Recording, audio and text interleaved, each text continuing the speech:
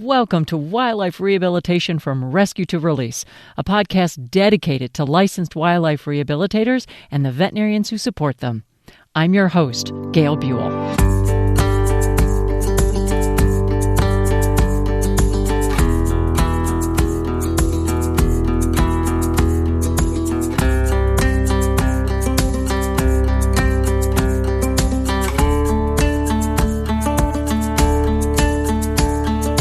Today we're going to be talking about safety. Think about safety in all capital letters here. This is a system for training volunteers for rescuing and transporting birds. This system was developed at Tri-State Bird Rescue in Delaware.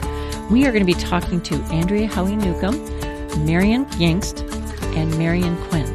We're going to learn a whole bunch of the science and their techniques for training volunteers to keep them safe, but also to keep the birds safe and stress levels as low as possible. Let's take a listen. Hey, everyone. Thanks so much for joining us again. Today, I have the special privilege of interviewing some folks from Tri-State Bird Rescue and Research out of Delaware. And I'm very excited about this because back in the National Wildlife Rehab Association, I think it was 2023. Boy, time has no meaning. I listened to a lecture or presentation on this particular subject that we're doing today, and I was blown away. I was absolutely blown away. It was so well done, and some of the things that they explained just made so much more sense after I listened to the presentation.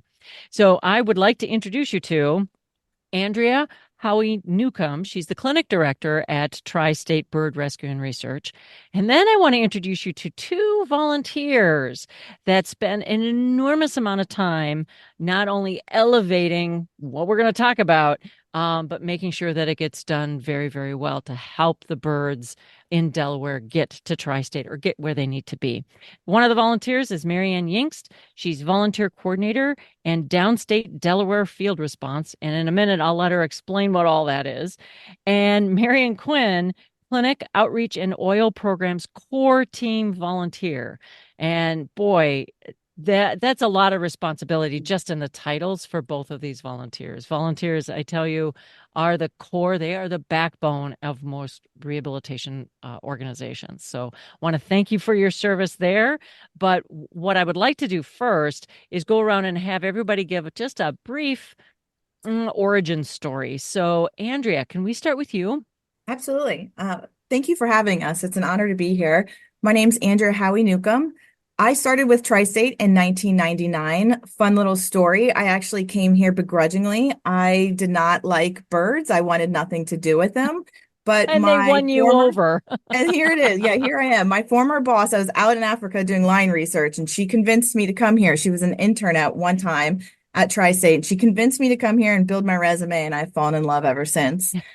So I have worn a couple different hats at Tri-State. I started off as a volunteer, shortly became staff, and then was in the clinic for a long time. I've also worked on the oil spill team. I ran one of the Mississippi sites during the Deepwater Horizon spill, and then came back to the clinic, and I've been here since. Very happy to be here. Thank you. Awesome. Again, I'm very excited to have you all here today.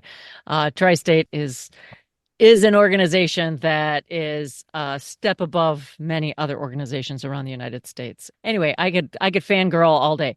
Marianne Yingst, do you want to give us just a little bit of your origin story and how you got connected to Tri-State and what you're doing now for Tri-State? Okay, I had lived in Pittsburgh, Pennsylvania, and I was going for my conservation ecology certification. And my husband got a job transfer, so that took care of that. And I wanted to continue working with the animals and environment. And I wanted to work with mammals primarily and not birds. And the closest mammal rehab place was an hour and a half from me at that time. And I had young children. So I saw this little blurb in the Concord Animal Pet Store and said, hey, do you like birds? Do you want to volunteer? And I said, okay, I'll do that. So it's been almost 29 years that I have been volunteering for Tri-State Bird Rescue. And obviously, I love it since I'm still here. Marian Quinn, do you want to go ahead and give a little bit of an origin story? Sure. I started the year after Marianne started. She was 1995. I started in 1996. At the time, I was trying to deal as an adult with some childhood traumas, as well as coming from a very traumatic work experience. I had just left a job, was kind of in between. And I'd always, been interested in birds. It was kind of a connection point with my father, who was very old-fashioned disciplinarian, but he would always point out, oh, look at the cardinal, and that would help connect. I always felt like birds connect people kind of experience. So there was an ad in our daily local, our newspaper, for volunteering at Tri-State. So I responded to that and started out as a clinic volunteer. And then over the years, expanded into other roles, including developing habitats for all different species, and the oil core team. So I've done field response and oil spills, and then response on site, caring for birds that are, like husbandry type of care. My background, strangely enough, is in library and information science. I was a research librarian for a number of years and did some technology work, but slowly my interest in birds converged career-wise, and I ended up a part-time park ranger for a while. So that's some of my background. It's like, go figure. But then eventually I retired and just became a full-time volunteer. Yeah. It is pretty amazing because I feel the same as a lot of my past experiences that may not have any direct wildlife work. I have drawn on so much of that experience over the years to do whatever I'm currently doing. So yeah, I find it just makes what you're doing now just even more enriched and better because of what you're bringing to it. So thank you for that segue, however, because I haven't told anybody what we're talking about today. We are talking about the safety method. It is how you have set up the process and the training for other volunteers to rescue and transport injured birds. So, Andrea, maybe you can fill us in on before this method came about, before this safety method came about. How did you get birds to the center? Sure. I think it's funny. I think as wildlife rehabilitators, we all have a memory that kind of stays with us to let us know how far we really have come. So we always had somewhat of a transporter team, if you will, but the training was very basic. And sometimes it was, we're just going to make phone calls and see who's willing to go. So my first experience capturing a bird, I remember it so well. It was a Canada goose that was not flighted. But as we all know, they can still, lead you on a wild goose chase. Oh, yes. And not going to be an easy capture, fooled me. So I went out with someone who was a little bit more experienced than I was, but there was no plan of action. We just went out, we met together, and then we literally chased this goose down to catch it. I was very young and naive, and I was excited, and I kind of had this cowboy attitude of, I knew I was doing the right thing, but I just kind of let my adrenaline go and try to capture this animal. Right. I did eventually capture it. I remember diving on it and kind of bear hugging it until they could come and get it. I had no sheet. I had no net. I didn't really have anything ready. But I was so proud of myself because I caught this bird. Now looking back, I can see all the things that were wrong with that. Because yes, I did capture that bird, but what other injuries did I cause it? What other stress did I give it? Capture myopathy, I knew nothing about it. So it does show us how we have come such a long way of not just having that end goal of capturing the animal to bring it to rehab, but also making sure that our standard of care is starting out in the field. And I think that's one of the biggest things that we are really pushing is that as wildlife rehabilitators, we have a standard, we have a code of ethic, and it doesn't start when that animal comes in our building. It starts when we go out there to capture it. Exactly. So through the years, we have improved our transport and capture training. We would add things from mistakes that we made, lessons learned, but there was still really a key component missing. And it really took Marian Quinn and her partner just kind of having all these micro discussions about how to make things better when we really did come up with this ultimate method, which I will let her explain because it is her baby that she came up with. Yeah, let's talk about that. I guess it started with a trumpeter swan in 2012 that had a face full of fishing line at a lake that I lived next to. And I organized the response to that. And without going into all those details, it was at that response that I met my now partner, Rand. There were 20 some people who responded for the trumpeter swan. He was the one, when we finally got our act together with help of a now retired rehabilitator, to actually capture this flighted bird and get it help.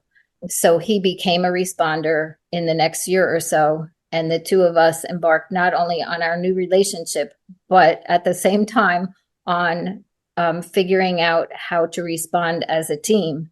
And we would go out and get a bird and then come home and sometimes argue. And then little by little, we realized it's not really an argument. Like, if we put our heads together, we can little by little figure out exact roles to the smallest detail. So we worked out at that point that when you arrive on scene, and me especially, I'm all full of like the anxiety and adrenaline, like Andrea was describing, of capturing the bird. But in the safety method, the first step is just stop. Like, when you arrive, just take in the scene, greet we call it the presenter, the caller, find out where the bird is at that moment. And don't just jump out of the car like, oh my gosh, where is the bird? Like, let me at him, kind of thing, because that will actually help you not to capture, to not look and see, what the whole lay of the land is in front of you. And then we slowly evolved into having this assessment step. So you stop and take a look around. I'll give one example of the type of thing I mean by assessment. It's a simple one, but it gets the point across. It was a red-shouldered hawk, and the homeowner told us it was in a fenced yard and it couldn't go anywhere. We arrive on scene and it's like, well, yeah, it's fenced in on 3 sides where it can't get out, but the neighbor's fence is completely permeable for, pretty much any size bird. It's just a post and rail fence as compared to the homeowner's chain link fence.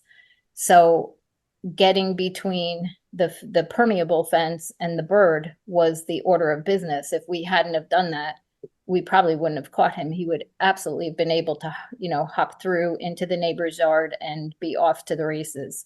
Right. So that's a little bit of an example of taking in the whole scene. So we have the S is safety. In safety is to stop and take in the scene. The A is assess, what your strategy is, the safety factors for yourself and safety factors for the bird.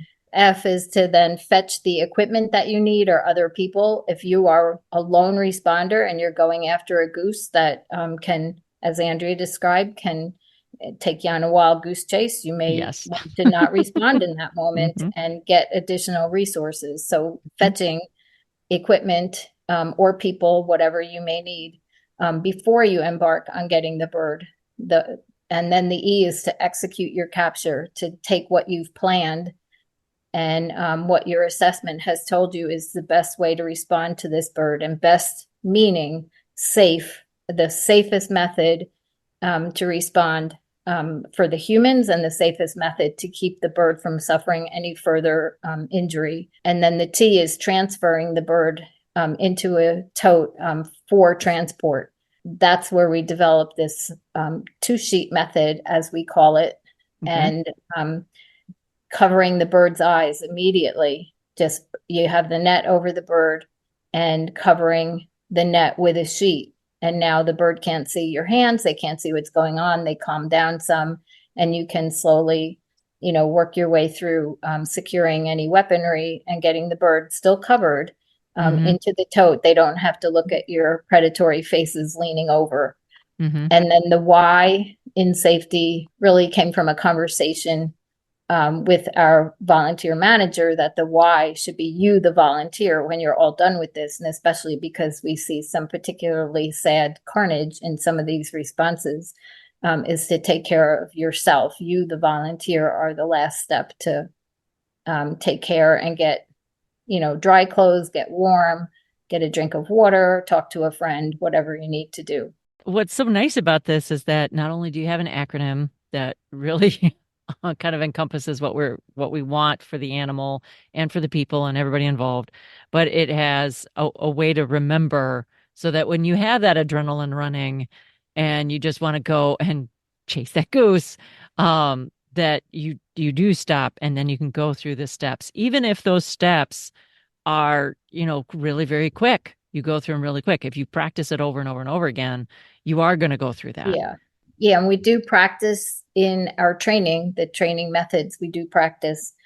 And I want to add that what I came to realize, because I would get frustrated with our captures that didn't go well in the early days doing this, that we needed a repeatable process. So it does not matter if you're going out to get a window impact flicker or a broken wing Canada goose, or, black vultures being the most difficult smarty pants birds to capture.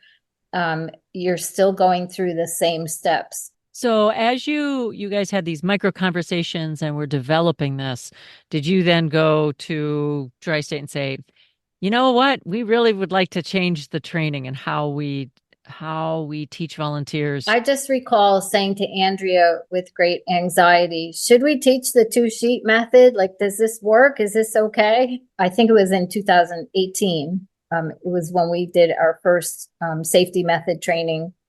Andrea, about how many birds are seen at Tri-State every year? We see a little over 4,000 birds a year. We get close to 170, sometimes even 180 different species. And some years we actually will have a record of 4,500 birds that come into our center.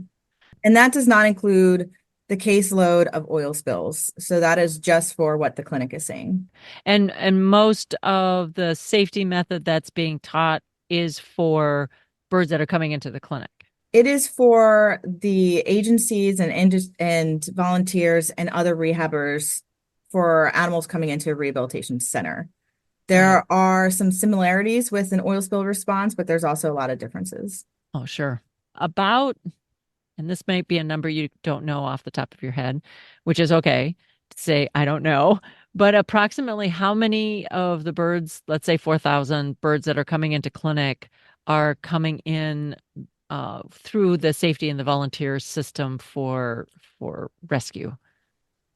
Honestly, it's a good mixture of the public bringing animals into us versus our team actually going out and getting them. I would say a lot of the transport from further areas are from our volunteers, and then more local areas that are around this actual center in Newark, Delaware, are coming from the public. So a phone call comes in to Tri-State saying, I got an injured bird. What are the criteria, maybe besides distance, and possibly not distance if someone's willing to drive an animal a long way? What is the criteria that says, oh, we need to deploy the rescue volunteers? So honestly, when a call comes in, we have an incredibly trained wildlife hotline coordinating team, and they will ask several questions to the presenters that are calling us regarding this animal. And now with the technology of cell phones, we can also get pictures, which is great, because then we can kind of do some assessing just over the phone as well. So we will kind of go through a bunch of questions that we will wean out if we actually really need to get involved or not. And then the next question is always, can you drive the animal to us? And we always really specify that, we are a nonprofit. The capture and transport team is volunteer based. We cannot promise that we can get someone out there right away. We will obviously try as hard as we can and see if they are willing to help.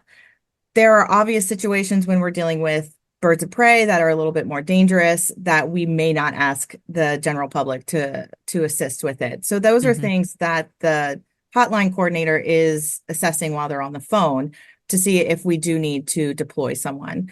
And then if the presenter is unwilling or unable to capture the animal, then we will deploy our transporter team. And we have a couple different ways of doing that, but it's typically either through email or text, where just a blanket, we need help with a brief description and where it is.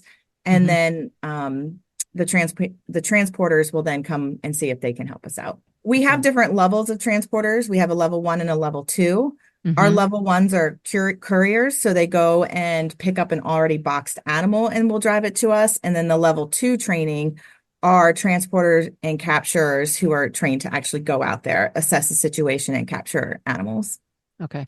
And generally, if I was coming to Tri-State saying, hey, I would like to volunteer, I'm thinking about the, courier/rescue team, I would start out at that level 1 first, and then through some criteria we'll talk about, then can graduate to level 2 to the actual rescue. Correct. Is that fair? Okay. So, so you want repeatable steps in this training process. And which is great, and people have to go through training to do level 1 and level 2.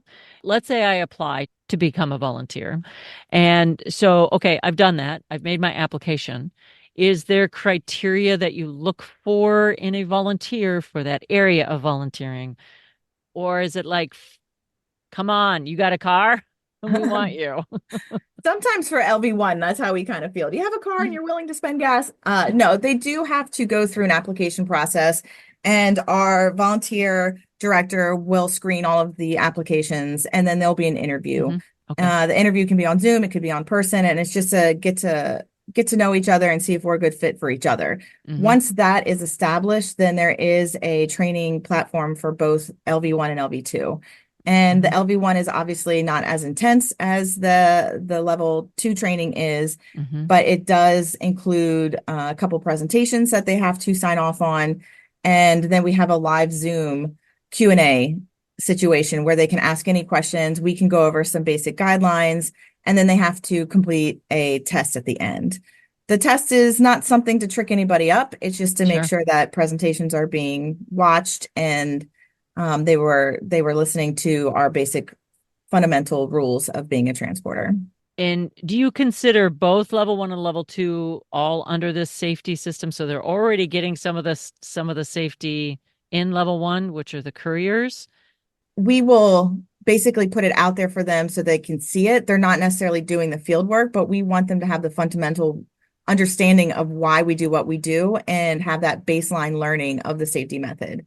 Part of the, safety is incredibly important, and they might run into situations that they are not going to be planning for. So that we really want them to have that understanding of the safety, so that if they are exposed to something that wasn't planned, they would know what steps to take, which basically is call the front desk again, or call an experienced volunteer. But if they didn't have that basic knowledge, then they wouldn't know what to do if something out of the ordinary happened. In the level 1 training, so this is, and I would like to rename these. I would like the entire rehabilitation field to stop using the phrase capture and transport and go over to field response, because there's so much more to it than capturing. So a level 1 transporter, one of the things that we tell them is to have a tote in their car, so that when they are given the box that, whose quote lid is a dish towel, they have a safe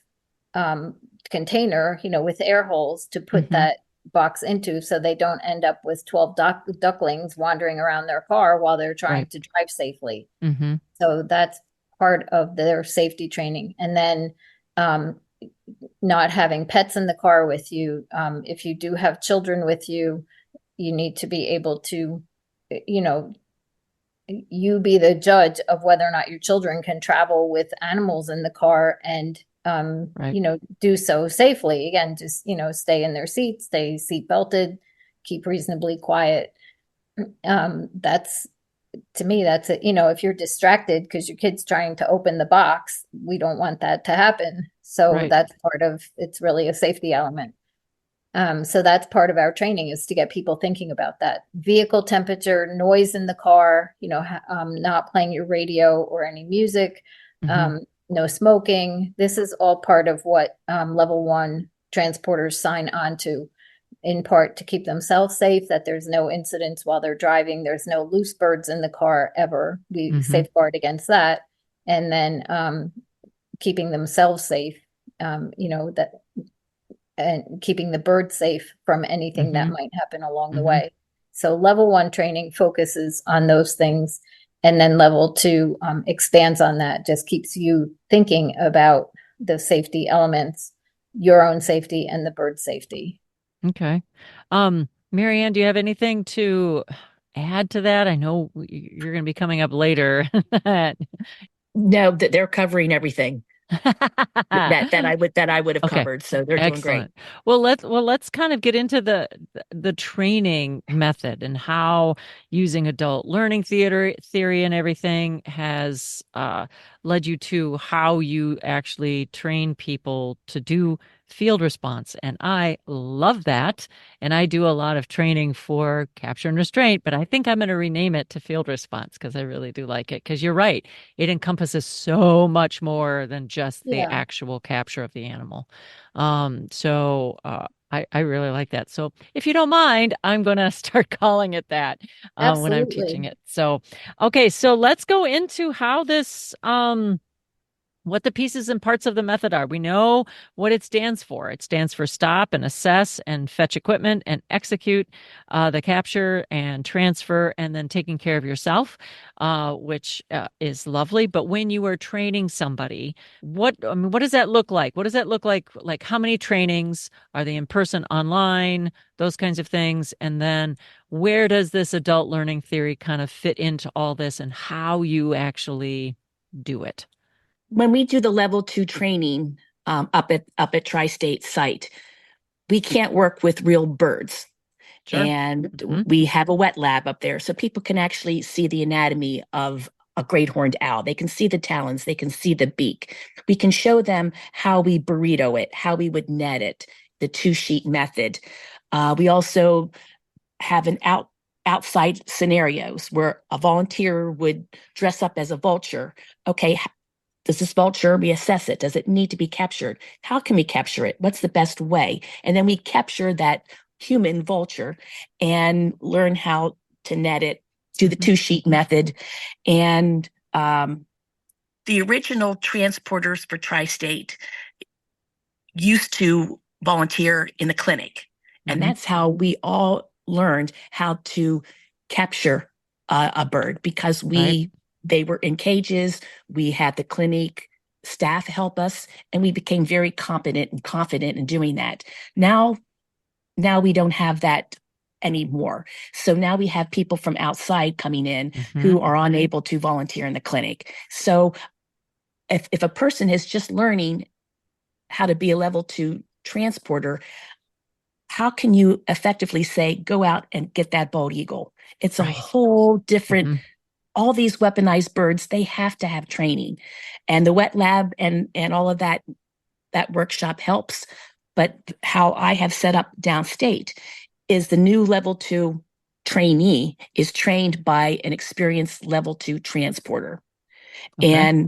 And how I do that is they have to be able to capture a pelagic bird, such as a common loon or a gannet. Okay. They have to be able to capture a hawk, like a red-tailed hawk. Hmm. And they have to be able to capture a large owl, barred owl, or a great horned owl. And Sure. last but not least, they have to be able to capture a bald eagle. And how Hmm. they do that is they will shadow, for instance, I will use myself. They would shadow me. If Hmm. there's a gannet beached, well, if it's gannet speech, we're going to go out. We're going to follow the safety method. We're going to talk to the Right. presenter. We're going to assess, does this bird need to be captured? Well, if it's beached, it has to be captured.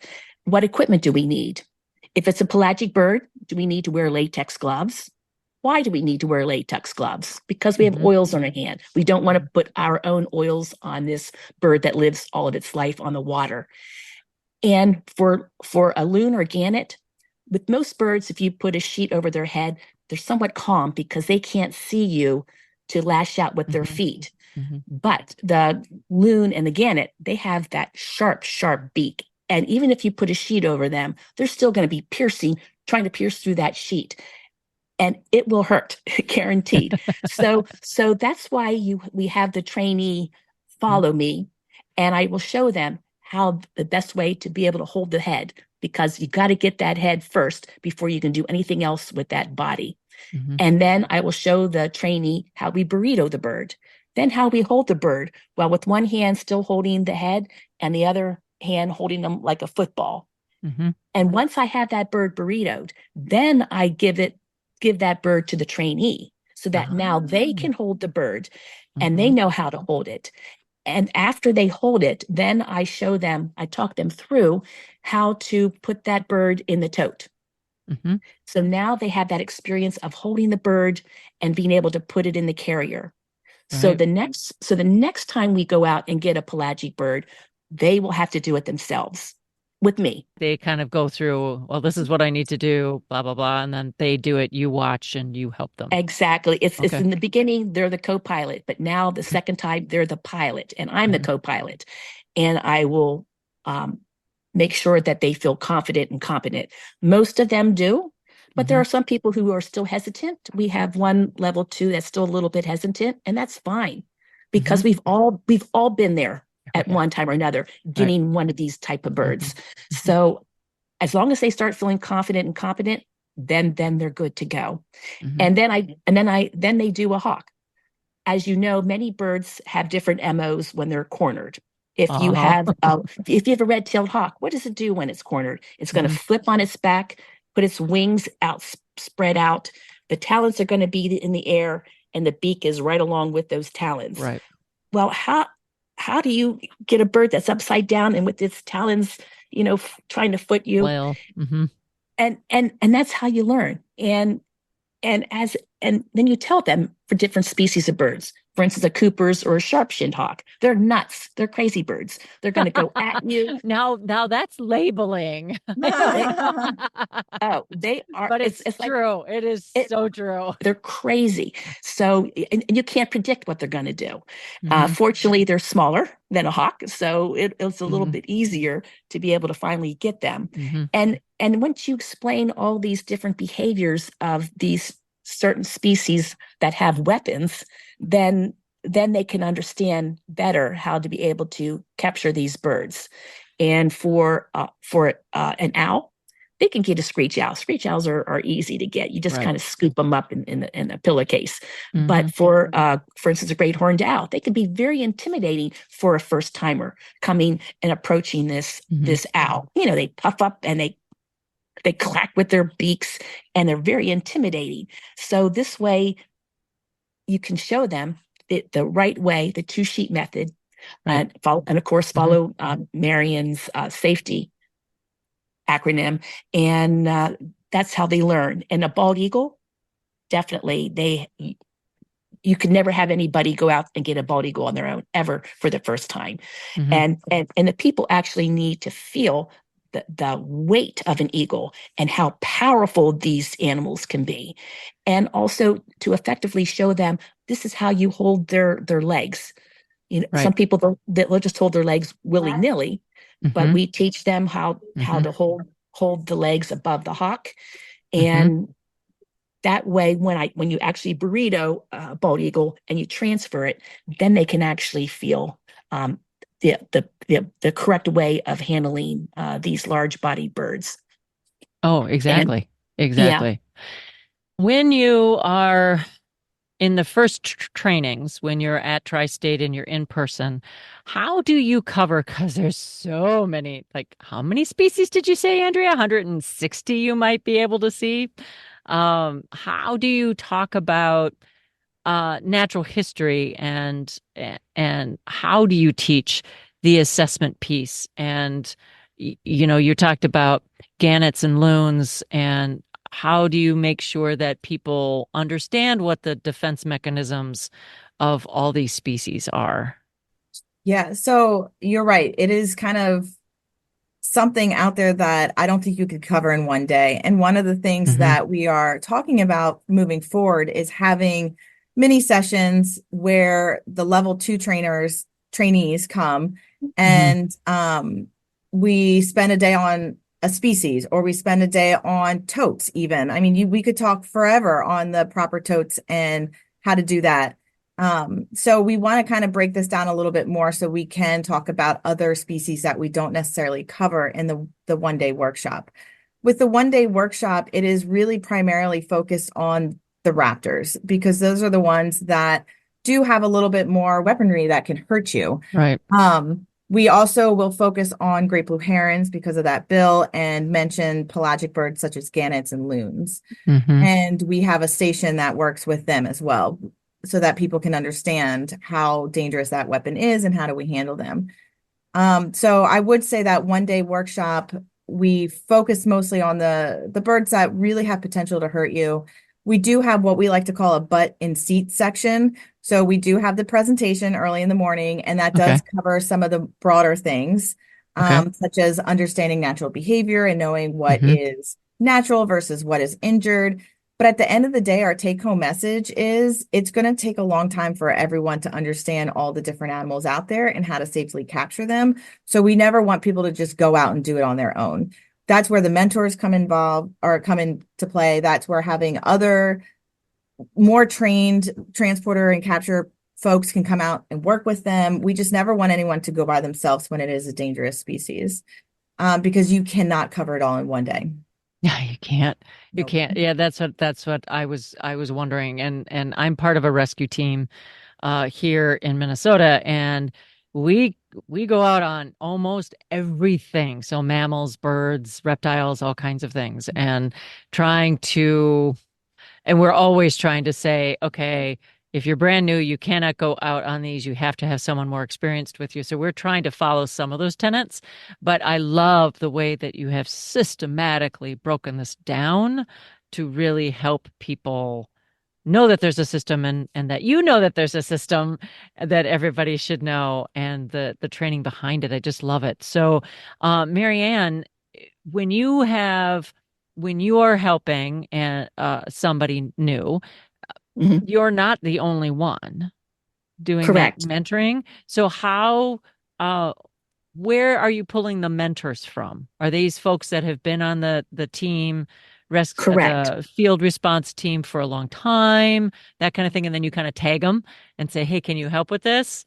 You got it. Okay. That's exactly right. I have three well-seasoned transporters that have been with me for years, and I have mentored them, and now they're professional. They're great. So now Awesome. they will also help new transporters downstate. So it's not Mm-hmm. just me now, which has been very great. And also for the downstate team, we are a team because sometimes it can take five of us to get one bird up to tri-state.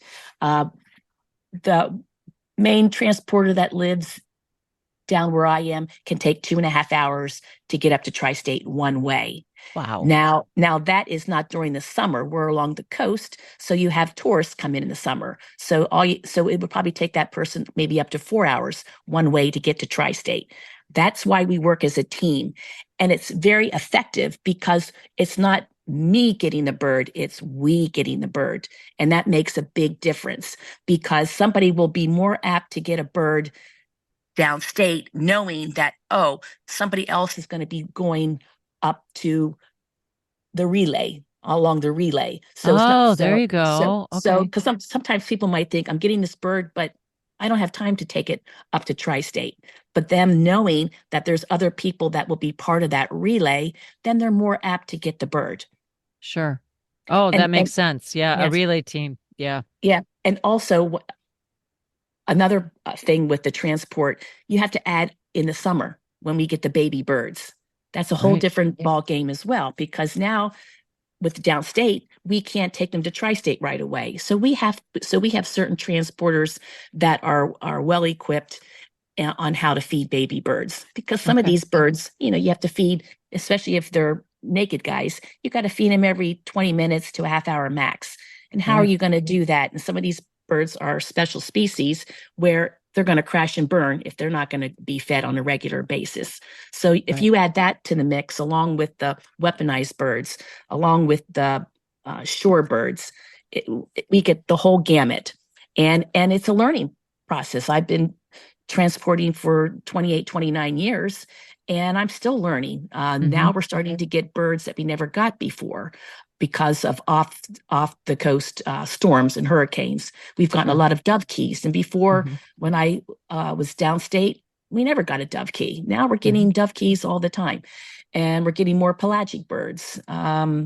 So you're always learning, and you're always finding better ways of transporting and getting these birds up to Tri-State. We're always learning. Wildlife Rehabilitation from Rescue to Release is a production of Partners for Wildlife, working hand in hand with wildlife rehabilitators and the veterinarians to support them to improve the welfare of orphaned, ill, and injured wildlife. Our executive producer is me, Gail Buhl. I'm the Partnership Coordinator for Partners for Wildlife with the Raptor Center at the University of Minnesota College of Veterinary Medicine. Our producer is Reese Rosado. Special thanks to you for listening. Our guest, Andrea Howey-Newcomb, Maryanne Yingst, Marian Quinn. Partners for Wildlife and the Raptor Center at the College of Veterinary Medicine at the University of Minnesota. To learn more about the Raptor Center and Partners for Wildlife, visit the Raptor Center at umn.edu.